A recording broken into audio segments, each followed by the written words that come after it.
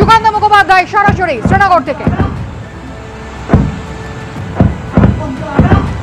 একেবারে যে পরিস্থিতি তুমি দেখতে পাচ্ছ যে পাকিস্তানের তরফে বিনা প্ররোচনায় যেভাবে কালকে 15টি শহরকে টার্গেট করা হলো, যেখানে এয়ারপোর্ট ছিল, জম্মু বিশ্ববিদ্যালয় ছিল, নিরীহ নাগরিকদের অঞ্চল ছিল এবং অবশ্যই সেনাঘাঁটি ছিল, তার পাল্টা প্রত্যাঘাত করতে কিন্তু ভারতের একেবারে 2 মিনিট পর্যন্ত রাখেনি।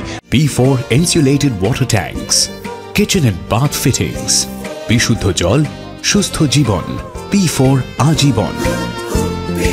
ভারতের তরফে একেবারে যে রণকৌশল ছিল যে তারা একেবারে টার্গেটেই রেখেছিল যে কোন কোন শহরকে তারা মূলত ধ্বংস করবে, এবং আমরা যেই দেখলাম যে পাকিস্তানের তরফে একের পর এক ক্ষেপণাস্ত্র এবং 3টি যুদ্ধ জাহাজকে পাঠানো, যার মধ্যে 2টি হচ্ছে JF-17 এবং একটি হচ্ছে F-16। অত্যাধুনিক এই এয়ারক্রাফটের মাধ্যমে কিন্তু বিভিন্ন জায়গাতে হানার পরিকল্পনা ছিল। তার পাল্টা হিসেবে আমরা দেখলাম যে 15টি শহরের বদলা হিসেবে 16টি পাকিস্তানের যে মূল ঘাঁটি, যেখানে সরকারি এস্টাবলিশমেন্ট রয়েছে, যেখানে মিলিটারি বেস রয়েছে, যেখানে একেবারে সেনা ছাউনি রয়েছে, প্রত্যেকটা জায়গাকে কিন্তু টার্গেট করা হলো।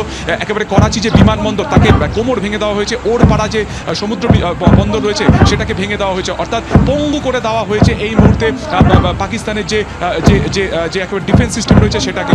এবং তোমাকে আবারও বলি যে লাহোর এবং কুপওয়ারা, লাহোর করাচি, রাওয়ালপিন্ডি, পেশোয়ার যে সমস্ত জায়গা রয়েছে প্রত্যেকটা জায়গাকে কিন্তু একদম একেবারে ধ্বংস করে দেওয়া হয়েছে। প্রত্যেকটা জায়গার এয়ার ডিফেন্স সিস্টেমকে কিন্তু পুরোপুরি নষ্ট করে দেওয়া হয়েছে।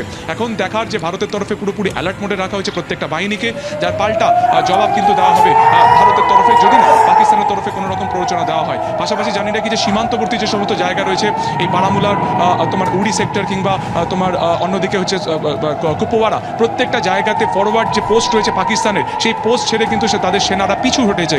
ফলত ভারতের একতরফা বলতে গেলে যে এই যে অপারেশন সিঁদুরের পরের যে পদক্ষেপ, তাতে কিন্তু জয়লাভ হয়েছে বা সফল হয়েছে ভারতের ডিফেন্স বা 3 বাহিনীর যে রণকৌশল রয়েছে সেটি।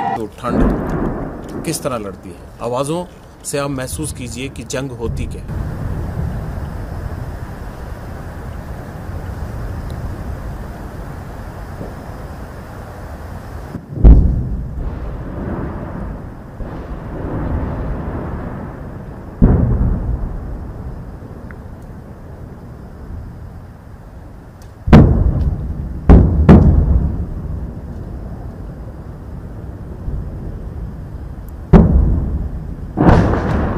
पूरी घाटी धमाकों से गूंज रही है। 1:30 हुए थे जब मैंने आपको ये बताना शुरू किया था।